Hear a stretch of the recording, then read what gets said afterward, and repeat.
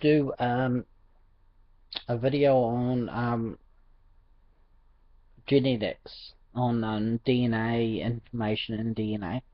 I wanted to put it to task based on the laws of information theory, information science, and show that when you apply the laws cross-disciplinary to it from information science, you realize that evolution and the random argument actually fails.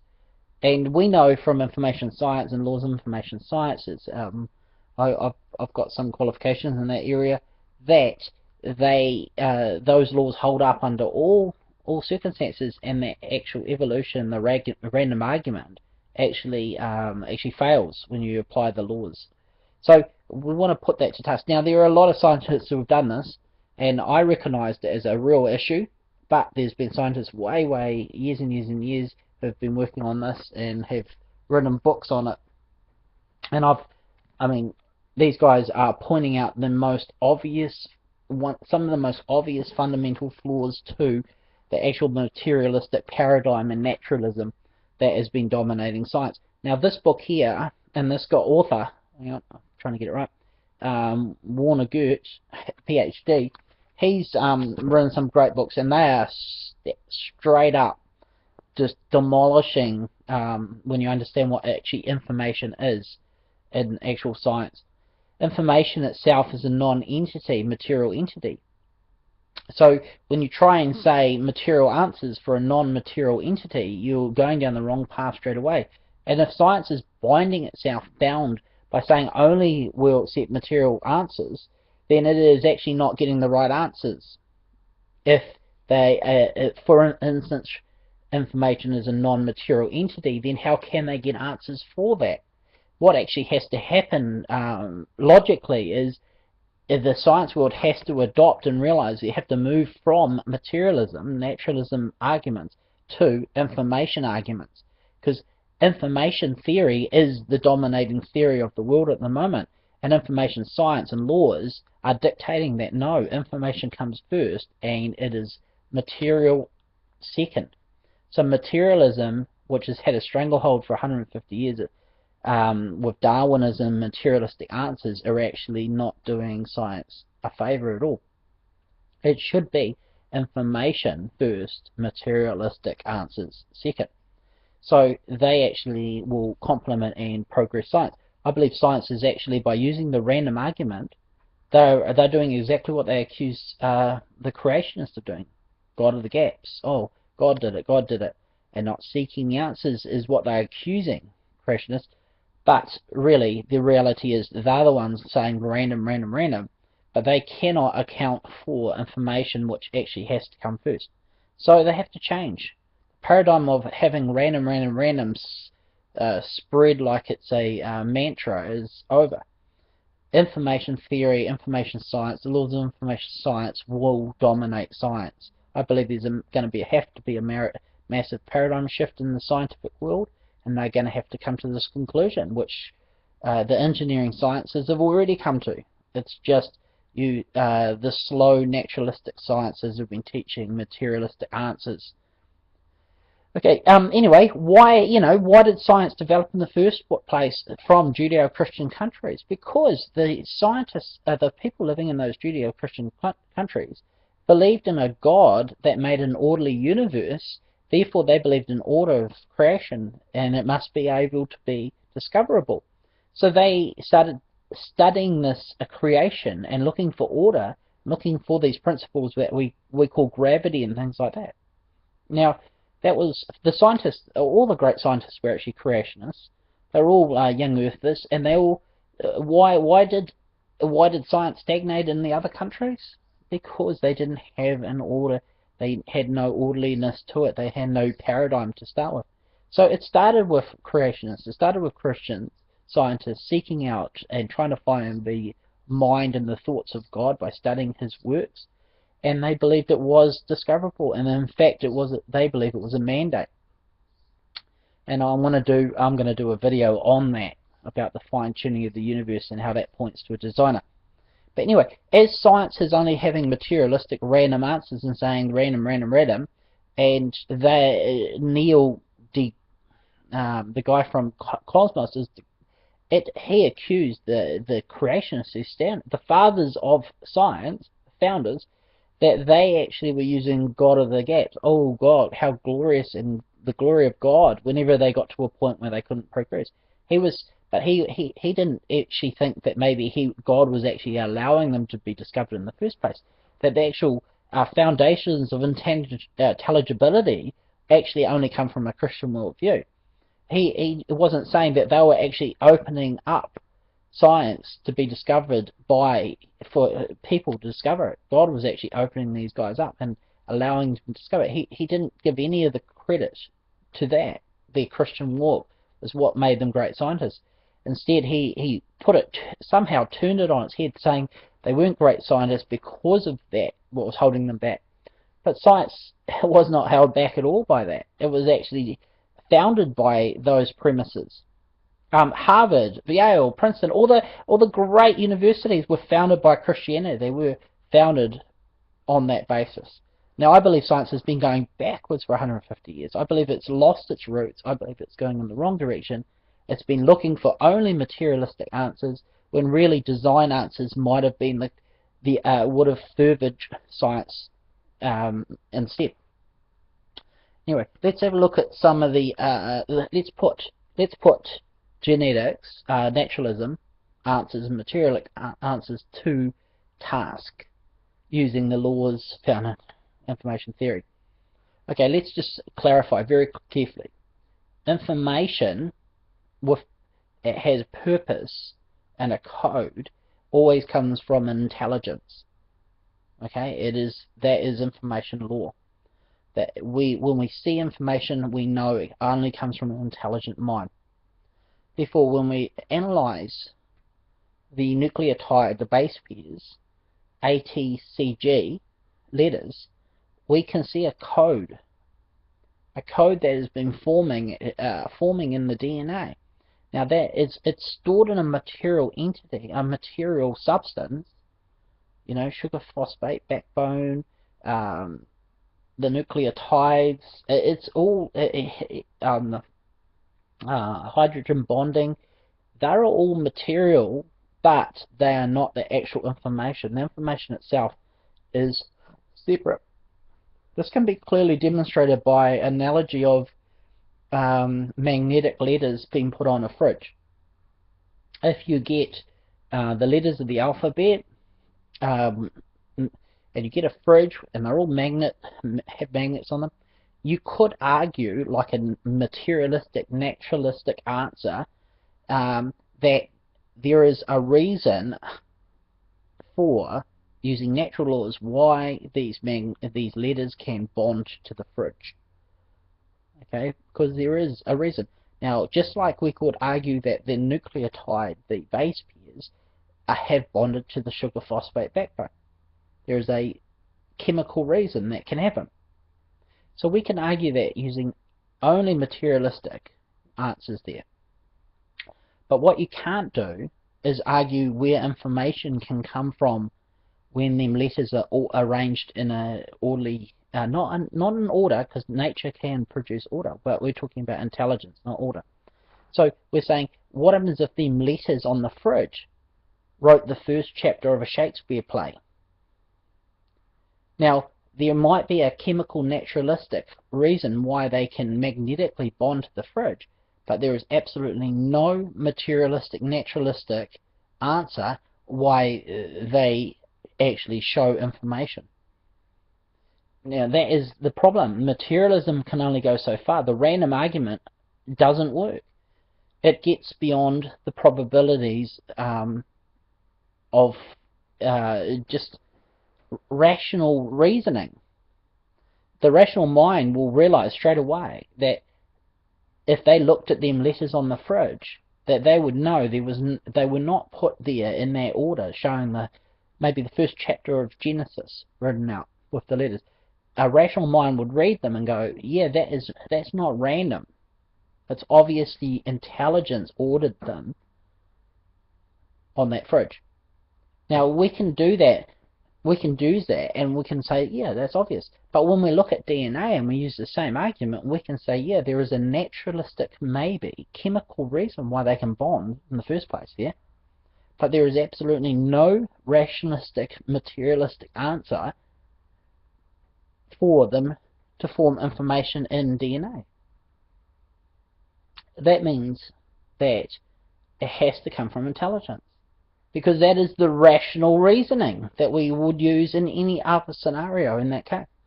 So the whole random argument is actually absolute folly when you understand that information is not a material entity. And if you have not really studied, I'm guessing most natural scientists have not studied information theory, and they do not have a clue about this, and so therefore they're really ignorant. I've debated with many scientists, like face to face, and I'm talking very recently on this, and they are different, chemists and different people, physics, you name it, but they have no understanding of information laws or theory. They are outside of that loop, and so they have never actually ever thought of it through that lens. And so you really need to read a book if you have not really got understanding of the idea of how information and where it comes from, and you don't know those laws. Remember, they are laws. They're not just a theory. Like evolution is only at the status of a theory, but these laws are at a law. They're at a level above theory. They're absolutely unbroken laws, irrefutable. And when you apply them, the argument of information with all the regulatory things in DNA, you realize the stupidity and folly of believing and using the random card, which I believe is exactly like using the God of the Gaps card. I believe random is actually a silly mechanism to put forward. Now, I've got a book from one of him, William Dembski, double doctorate mathematics philosophy, ID person actually. Remember, I'm not an ID person, but I am totally in favor of their arguments because they are proving intelligence, but they're not trying to prove any God or anything. They're just saying intelligence. But he's done a lot of work in this area, and he's been studying it, and he found the probabilities.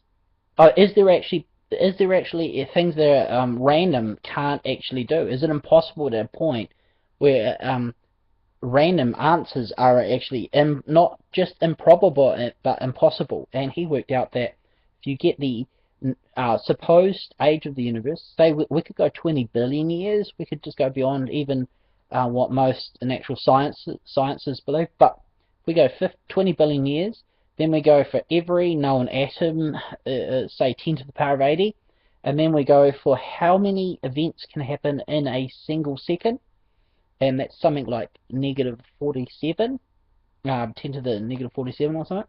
So we get all those. So for every known event that could possibly happen in every second of the known universe, with every atom being calculated and recombined, every atom, every event that could possibly happen for the known age of the universe, then you can realize that is the outer limit of statistical random charts. Anything beyond that is, it cannot happen. It's not only improbable, but it's impossible. And when you do the protein chain, when you look at DNA and you use that understanding, you realize it's not just improbable anymore, it's impossible. The peptide bonding of a normal protein chain, we have to get the 20 out of the 200, the proteins. You only got to get a certain left to right-handed one, and you start going through all the probabilities. And how many do you have to make? You've got to make 100,000 protein chains. But just one goes beyond the probability of it happening in sequence of every atom changing in every time splice or event that can happen all of known time. That means 100,000. They can't even do it for one. Okay, so the the statistics are against it happening in the first place, randomly from chemical evolution. But the actual paradigm of information comes before the material has to make you go, I see. It's impossible. Information is formed first, not the material. It can be stored in any material, but information is outside of the material argument. Okay. Anyway, let's have a look at some of these genetic things that we see. Like evolution is trying to say, yeah, everyone believes in variation. Let's look at the two things: creationist ID or creationist, whatever you want to. I'll just use creationist because I'm a creationist. I believe in the God of the Bible did it. I believe that's the only worldview that shows the laws, the prerequisites for intelligibility. That is the only world that actually logically can actually facilitate those things. And when you run the logic against the actual atheist worldview, it actually fails at a mathematical logical level. And actually the Christian worldview is the only one that stands up. Now, if you don't understand that argument, because the origins debate was I believe already won by this man here. I believe astrophysicist Jason Lyle, Dr. Jason Lyle, has already settled using the ultimate proof argument about origins debate, and that's based on the laws of intangibility being formed by the worldviews. And I think it's already been settled. I think it's just the fact is people haven't actually studied it, don't realize that yet. But let's actually just allow you to live in your ignorance for a second, and we'll carry on. If information is a non-material entity, as the laws of information science say it is, and is found, we then find information in DNA, then that clearly points to intelligence forming that DNA. But let's just give you guys the benefit of the doubt that the impossible happens. Maybe you believe in aliens put it there. You're still believing in intelligence, and then you've still got to go one step back. How did they form? You're still in the same paradigm shift. Panspermia. How did the information get on the meteor? Aliens. How did the information get in the aliens? It's still one step back to realizing a creator God. You're just foolishly deluding yourself by putting it one step back each time. Okay, it always comes to a non-material answer, that there must be a God who's not part of this creation that has put intelligence into the creation itself. That is the only logical paradigm to go to if you think through the argument. But anyway, let's just give you, because you seriously have already lost anyway, just from studying the genetic entropy in the cell by the inventor of the gene gun, Dr. Stanford. He's already defeated evolution already. He's already done it. Just his work alone is enough to put nail in the coffin.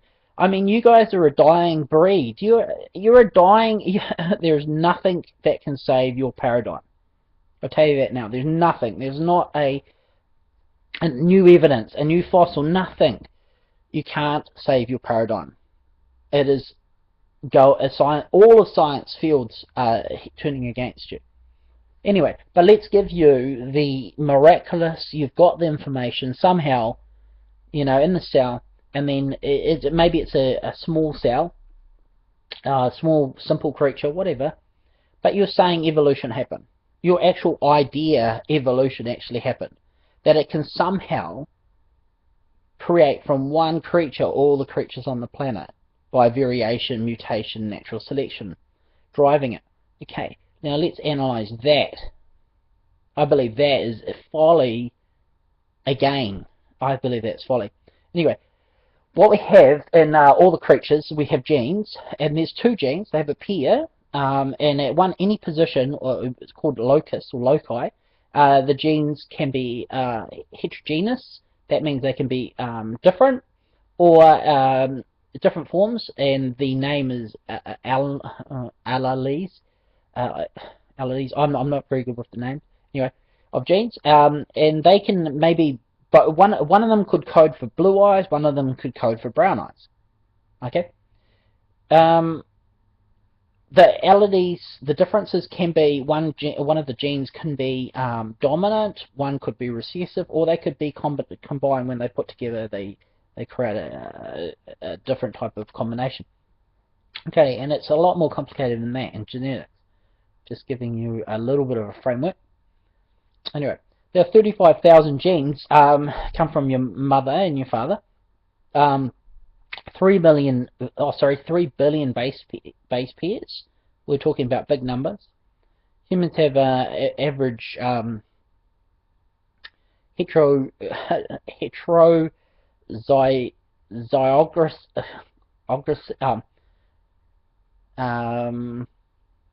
differences between the alleles of 6.7. Okay, there's the average of every human has these differences in their genes. They have about 6.7. That means 67 in every 1,000 genes will be different. That means in 3 billion base pairs, that's 2,345 heterogeneous loci, positions of genes that can be different. What does that mean? This means if you have a single human and with 2,345, that's just based on the average of different types of genes that can actually have different choices in the DNA. That means you can have one human or two humans can produce to the power of 2,345 different combinations. This is combinatorics permutation theory. Everyone in mathematics and knows all this stuff. Anyway, that means that's 10 to the power of 706. That's a lot of different combinations. Now, when you think about it, if the atoms in the known universe is 10 to the power of 80, 10 to the power of 706 is from one human with that many combinations. You have an amazing amount of variety there. Okay, so that is just based on the average. So that means that can easily explain all varieties in populations in humans easily. It's not like we've even come close to the limit of different varieties of how people can look and height, eye color, everything. We're not even close to that. Okay, but there does seem to be a body shape that impedes mutational changes, etc., like how we can alter that. Now, when mutations actually are, which I believe are actually, all they are is actually corruption of information, existing information, either in insertion or deletion or a copying error. All those things are not helping the information at all. They're just corrupting existing information. I believe that's actually where the evidence goes. How do we get speciation then? Speciation can occur by things like genetic drift. That means random sampling that lose genetic information can happen if you, say you put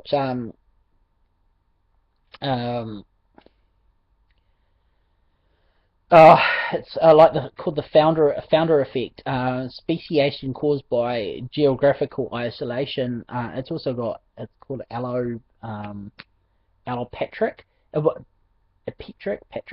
Anyway, what happens is the little creatures, they go and there's only two of them on an island, and they're away from their colony, and they have a genetic mutation in it, and that causes all the rest to look different on that island.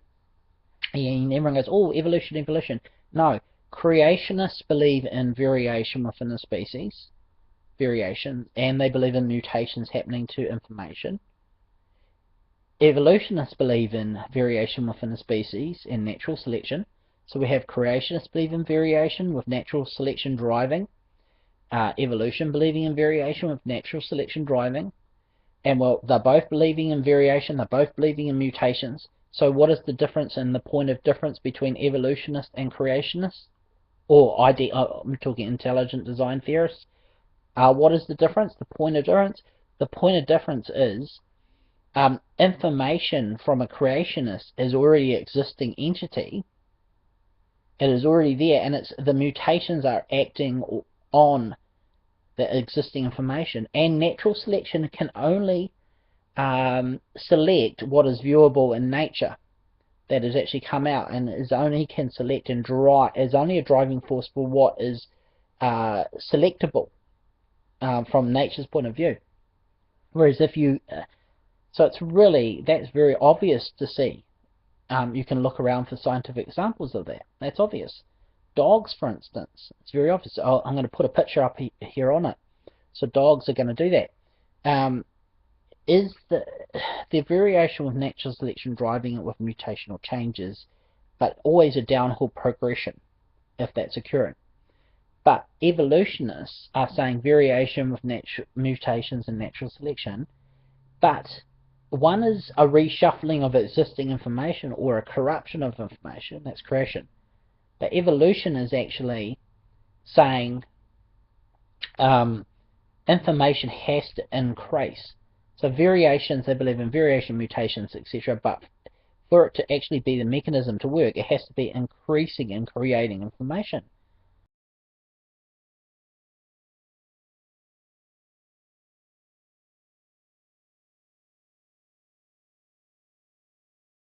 Whereas creationists are saying, no, the information already exists. So one is coming from an existence of creation of information, and one is coming for variation has to create information. Now, the problem is all examples that are cited by evolution are always existing, pre-existing alleles, genes, or genetics, or information. Like bacteria resistance, which just means it's a population change. The existing allele or recessive gene was already currently there and is actually just being repressed. But when maybe some outside agent kills off the dominant one and the recessive gene actually now comes to light, it has already been currently there all along. It's not like new information. It's actually just population change. It's always about reshuffling. Variation is always about reshuffling or a decrease in information by mutational or reshuffling. Okay, mutations that destroy existing information, that's what they are. So there is a change like bacteria resistance to penicillin. It's a good one. By disabling the bacteria's mechanism that inhibits the penicillinase, low amounts are normally produced by bacteria, but by disabling that mechanism that makes only little amounts, that regulates that, then the mutation allows the bacteria to produce more of it, which makes them resistant to penicillin. See, the information was currently there to make it, and it was being regulated by a functionality. When that functionality was actually corrupted by the mutation, like the on-off switch to say when to stop producing this, the regulatory gene was corrupted by mutation, which means the existing information was corrupted by a mutation. Then the actual benefit was it's now bacterial resistant. Now that's still not going to help in a genetic level, because which bacteria was actually is the best survival of the fittest. Yeah, there'll be a population change for when penicillin kills off all those who haven't got that mutation. Sure, there's a population change. But if there are any other, if you reintroduce that bacteria that has the mutation back into the popular world, the one that's got no regulation is going to be using up far more resources than it needs, and actually is going to be outdone by survival of the fittest. Natural selection will select for the one that has not got the mutation in the end. It's only when penicillin changes the population. And again, that's the whole argument. The information is being corrupted by mutations, and you're only seeing a population change. We see that in Darwin's beaks, finches, beaks, and all that sort of stuff. It's only oscillations between the beaks. Every example given by evolutionists saying this is evolution is actually only that. It's never a driving force. It's never variation increasing information. And this is I believe it's like smoke and mirrors. It's like whether evolutionists are aware of this, they're ignorant and they just don't realize it, I don't know. But I can't believe they're all idiots. I have to think they're actually being deceptive and actually lying to the public. I have to believe they can't be idiots. They must be being deceptive. That must be the reason why they are conning people, because you can't use these things, these examples of variation, to say we're going to extrapolate those examples to prove the theory of common descent actually occurred. You can't extrapolate when it comes back to information. Information is either increasing or it's not. And I think clearly observable science is saying no, it's decreasing. It has been mutated, it's decreasing. Regulations, existing information is always there before the material entity. So therefore there has to be a non-material answer to this. And hence we believe it is intelligence, and that intelligence is the creator found in the Bible.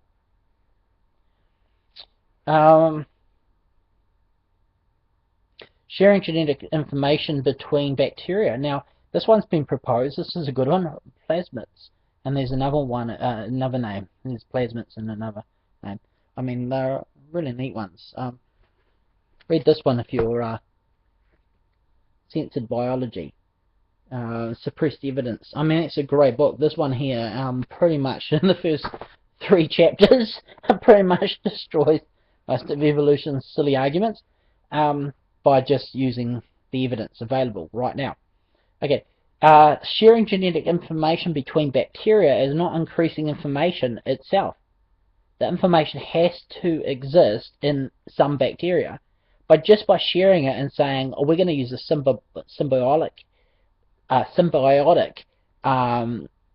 mechanism for evolution to happen. No, you can't do that. You've still got a problem with information, and how has the information formed? Where does it come from?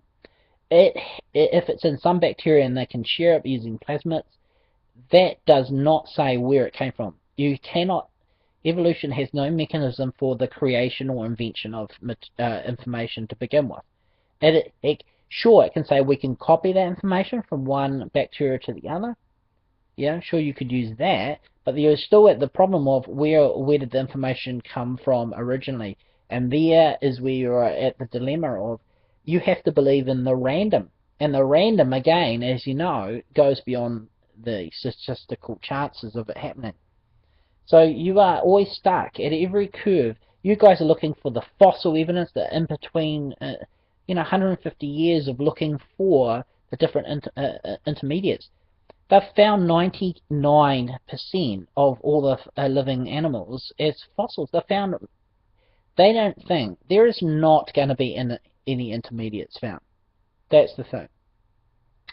God created all the animals, put information in their genes.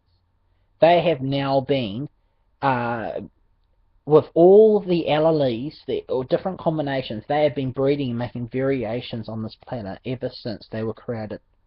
That is what's happened. We see it as like an orchard of trees, and they've got massive branches coming off them. That is what the Cambrian explosion shows. That is what the evidence points to.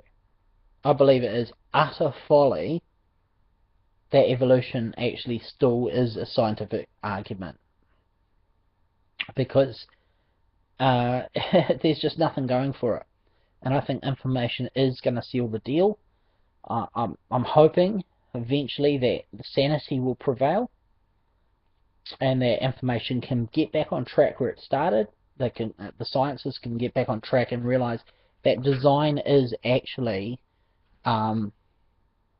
the best answer for some of these problems, and that when they start looking at germs and biology using design, they're going to find far more breakthroughs, realizing the different paradigm of mind, that these things weren't accidental, they were designed.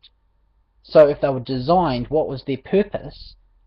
And if there's been a mutation or corruption, what has that done to the original design? I believe far more breakthroughs in science are going to happen instead of looking at it from a random occurrence to begin with. I believe the random thing has been the most stumbling block of science and scientists. For 150 years now, the science has been going down the wrong path, and it is not it could be far more developed than it is right now. Yeah. So anyway, that's where I'm at. The different arguments.